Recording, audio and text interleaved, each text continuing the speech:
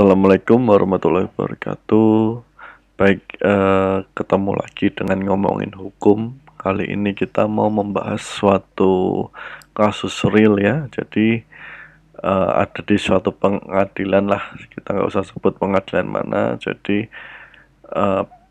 mobil leasing itu dipakai untuk kejahatan, kemudian terungkap kejahatannya, lalu dilelang oleh negara. Nah, nasib pihak si pemberi kredit atau si pemberi si leasing ini gimana nih, padahal leasingnya sendiri belum lunas. Nah, dia secara undang-undang apakah dia dilindungi atau tidak, atau seperti apa keputusannya. Nah, kita mau bahas tentang kasus ini ya. Jadi ini kasus real terjadi di Indonesia dan mungkin sudah terjadi beberapa kali, mungkin puluhan kali lah ya.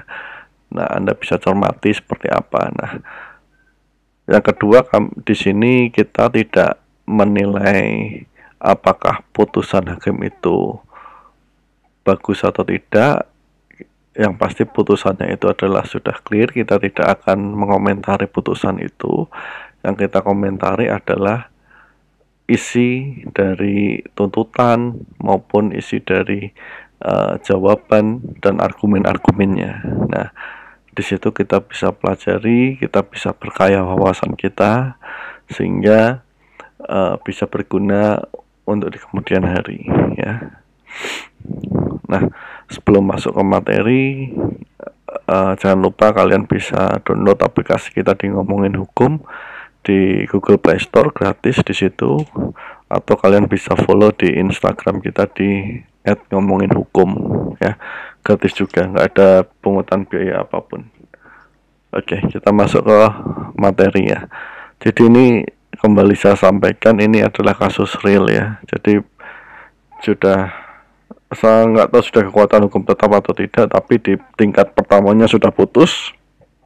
Nah, kita akan bahas di hasil di tingkat pertamanya. Di pengadilan mana kita nggak akan sampaikan ya. Jadi ceritanya seperti ini. Penggugatnya itu kita sebut saja A, itu perusahaan leasing ya. Itu juga ada kreditur kalau disebutnya. Jadi orang yang memberikan kredit kepada masyarakat untuk memiliki mobil atau kendaraan ya. Nah, tergugatnya kalau dalam kasus ini adalah kejaksaan ya. Kejaksaan kita simbolkan dengan huruf B ya. Kemudian debiturnya ini anggap saja si C. Kemudian pelaku kejahatan, nah kejahatannya itu adalah kejahatan narkoba ternyata. Itu kita simbolkan dengan huruf D. Nah, jadi waktu saya baca awal keputusan dari PN ini saya cukup kaget ya. Kenapa ya? Jadi awalnya gugatan yang diajukan itu adalah gugatan perdata berupa PMH. Kenapa PMH atau perbuatan melawan hukum? Karena si penggugat atau si A ini mendalilkan bahwa tergugat itu ketika sidang, jadi ini udah ketangkap nih, kejahatan narkoba udah ketangkap, ceritanya seperti itu oleh si D ketangkap oleh kejaksaan. Nah, ketika menjelaskan di sidang pidana, mobilnya itu kan adalah mobil yang menjadi barang bukti. Nah, itu tidak dijelaskan oleh pihak B kepada majelis hakim secara sempurna, sehingga didalilkanlah bahwa ketidaksempurnaan dalam menjelaskan itu merupakan ketidakhati-hatian sehingga menimbulkan kerugian bagi si penggugat. Intinya ceritanya seperti itu. Terus kemudian timbul putusan pengadilan yang intinya mobil tersebut harus dilelang, dan sudah dilakukan lelang dan sudah terjual seperti itu. Nah, pihak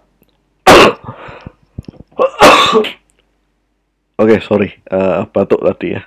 Nah, pihak si pemilik leasing itu merasa rugi loh.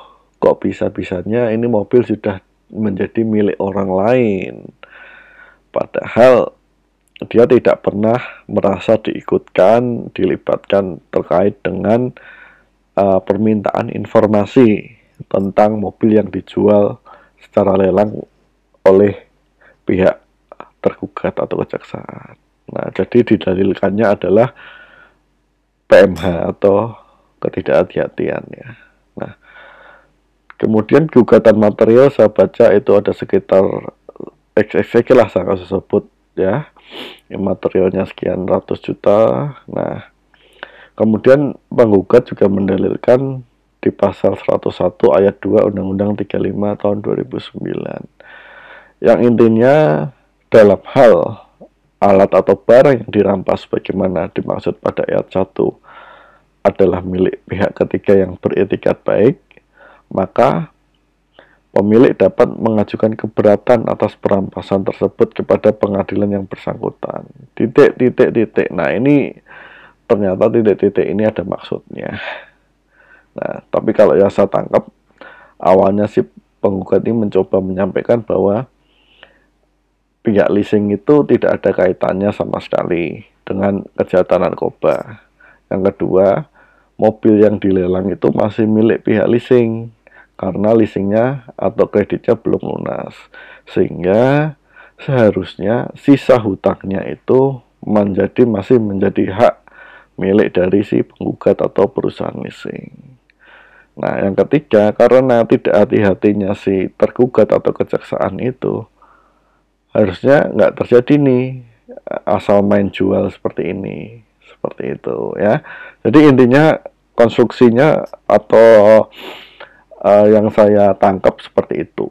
Nah, kemudian disampaikan juga di pasal 1365 KUH Perdata yang isinya adalah setiap PMH yang oleh karenanya menimbulkan kerugian pada orang lain mewajibkan orang yang karena kesalahannya menyebabkan kerugian itu mengganti kerugian. Nah, jadi dia memang minta supaya tergugat dalam hal ini kejaksaan untuk mengganti, karena ya kejaksaan yang menyebabkan kesalahan ini karena nggak hati-hati menyampaikan asal-usul dari kepemilikan mobil tersebut yang dipakai untuk kejahatan narkoba tadi oleh si D ya. Nah, dia juga menyampaikan di Undang-Undang Fidusia, kemudian pasal 574 KUH Perdata. Ini dalil-dalilnya. Jadi tiap-tiap pemilik suatu kebendaan berhak menuntut kepada siapapun juga yang menguasainya akan mengembalikan kebendaan itu dalam keadaan beradanya. Nah, kalau dia sudah seperti ini tentu argumentasinya yang didukung, dalil-dalil yang dipakai cukup banyak ya, seperti itu. Nah, selain itu dia juga si penggugat ini menyampaikan jurisprudensi dari pengadilan negeri lain. Ya, kita akan sebut lah ya. Nah, selanjutnya yang menarik di sini pihak kejaksaan pun memberikan jawaban yang cukup cerdas menurut saya. Yang pertama, didalilkan bahwa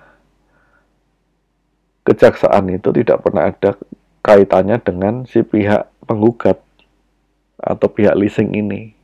Tidak pernah ada kesepakatan jual beli, kesepakatan kredit dan sebagainya. Sehingga gugatan yang diajukan kepada kejaksaan itu error in persona. Jadi dia salah menunjuk tergugat. Nah, kan tadi yang disampaikan tergugatnya adalah si C. Ya, yang kedua, jawaban yang disampaikan pihak kejaksaan adalah terkait dengan sikap ketidakhati-hatian. Ya, kan didalilkan bahwa pihak kejaksaan itu kan tidak hati-hati karena ada sikap ketidakhati-hatian dalam menjelaskan atau tidak memberikan penjelasan sempurna tentang kepemilikan mobil itu. Nah, jawaban dari pihak tergugat adalah dalam hal menjalankan tugasnya, tugas dari kejaksaan adalah membuktikan unsur pidana. tidak membuktikan kepemilikan barang bukti. Sehingga apa yang dikatakan tidak berhati-hati adalah tidak sesuai. Ya, jadi tugasnya hanya membuktikan unsur pidananya, bukan pemilik barang bukti, yaitu mobil. Nah, kemudian yang ketiga, terkait dengan pelaksanaan lelang, dia menyampaikan bahwa pihak kejaksaan hanya menjalankan tugas dari pengadilan atau menjalankan keputusan pengadilan yang sudah berkekuatan hukum tetap.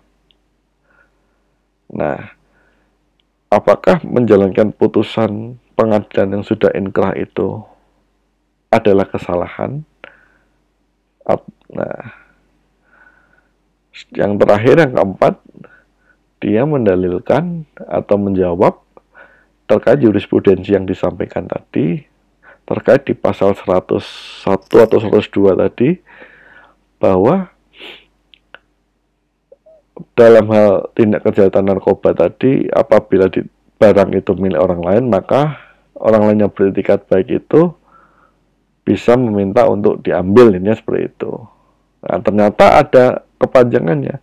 Jika dalam jangka waktu 14 hari sejak putusan ditetapkan. Nah, putusan atau jurisprudensi yang disampaikan oleh penggugat tadi itu adalah putusan di mana pihak penggugat waktu kasusnya di jurisprudensi itu sebelum 14 hari, dan ini sedangkan yang ini adalah lewat 14 hari. Nah, oleh karena itu tergugat meminta agar majelis membatalkan atau menolak gugatan penggugat seluruhnya. Nah, hakim berpendapat bahwa yang pertama, bahwa apa yang dilakukan oleh tergugat itu adalah tugas karena jabatannya, bukan sesuatu perbuatan melawan hukum. Itu. Yang kedua, pelelangan yang dilakukan itu adalah menjalankan keputusan pengadilan, ya, bukan perbuatan melawan hukum, sehingga tidak bisa dikatakan gugatan itu atau dasar dari gugatan adalah gugatan melawan hukum.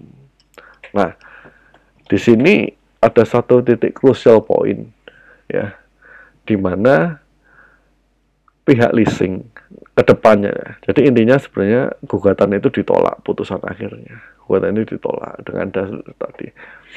Nah, seharusnya, ya, kalau berkaca dari kasus ini, perusahaan-perusahaan leasing itu hendaknya memantau apa? Memantau kondisi debiturnya, ya. Apalagi dalam kasus ini debiturnya itu bukanlah pihak yang ditangkap oleh si kejaksaan. Nah, kemudian pengumuman lelang itu juga harus dicek sebenarnya. Kenapa? Karena tadi waktu 14 hari tadi itu sebenarnya adalah kunci, ya, atau tenggat waktu pihak leasing untuk melakukan pengecekan apakah ada asetnya yang memang mendapatkan masalah seperti ini, sehingga dia bisa segera berkirim surat atau berkoordinasi ke KPKNL atau ke pengadilan setempat. Nah, itu yang harus diperhatikan. Memang kalau sudah seperti ini, yang rugi ya pasti leasing, karena otomatis sisa hutangnya tidak akan terbayar. Nah, karena barang jaminannya sudah berpindah tangan, kecuali dia tetap menagih kepada si debitur. Sebenarnya bisa dilakukan sih, itu ada caranya yang lain. Nah, tapi kembali ke sini, menarik ya, ternyata kasus ini di dunia nyata banyak yang masih bingung, atau banyak yang ya nggak tahu, mungkin sengaja dibingungkan atau memang bingung beneran. Tapi ini coba membahas ulas unsur-unsur PMH itu apa saja sih. Nah, jadi PMH itu ternyata tidak hanya bertentangan dengan undang-undang saja, tetapi juga mencakup perbuatan yang melanggar hak orang lain, bertentangan dengan kewajiban hukum, bertentangan dengan prinsip kehati-hatian, dan bertentangan dengan norma atau kaidah yang berlaku di masyarakat. Nah, selain itu juga mengandung kesalahan dan mengakibatkan kerugian. Dan yang perlu diingat adalah ada hubungan sebab akibat antara kesalahan dengan kerugian. Ya, nah itu saja tentang pembahasan kasus terkait leasing kali ini. Mudah-mudahan bisa memberikan manfaat dan edukasi, bisa mencerahkan. Terima kasih sudah menonton. Assalamualaikum warahmatullahi wabarakatuh.